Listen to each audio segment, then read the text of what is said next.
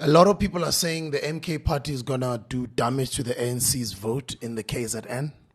I listened to an interview Yaga Mama Nomvula Mukanyane on Metro FM with Ms. Faith Mangope. And she was saying, we're used to this as the ANC. It happened with the PAC, it happened with the UDF, it happened with COPE, it happened with the EFF. And yes, we might be facing something that a lot of people might think it will be detrimental to the country, but we're just going to go out there to the ground and work the ground and get our people understand. We are winning the Baka Samson Ebabilin. He won a few battles in the front. And the day when his head was shaved, Samson says, I'll wake up as usual. We have fought this in the past. And I will win again. That's the day Samson lost his eyes.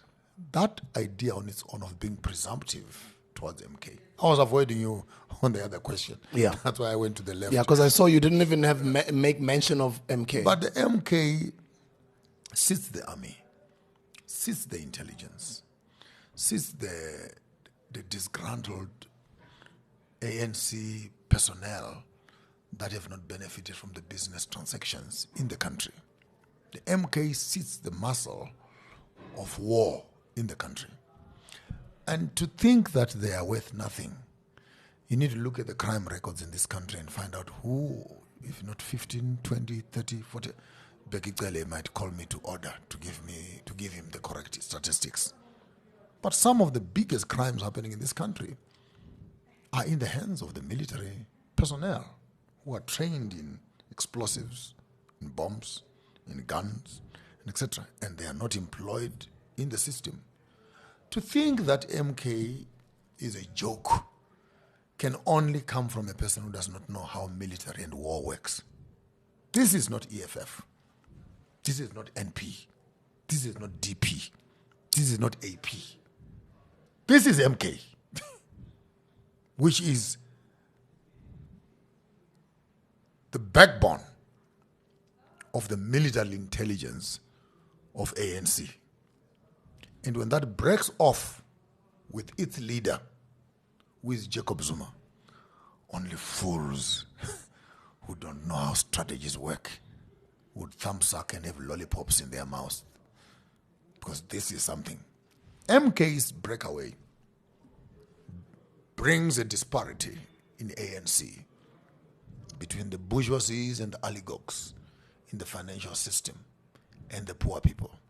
Unfortunately, we'll have Ramaphosa protecting the interest of the economically viable and Zuma representing the pain and the tears of those at the bottom. And the populations are not divided equally. For those at the bottom are more than those that are at the top. Unfortunately, those that are at the top are managing those at the bottom.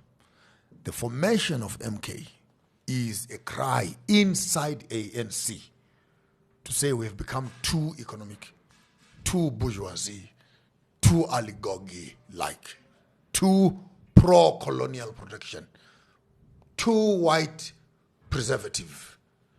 We have forgotten the people that brought us into power and the reason why the party itself is existing. And anyone who would protect the electorate,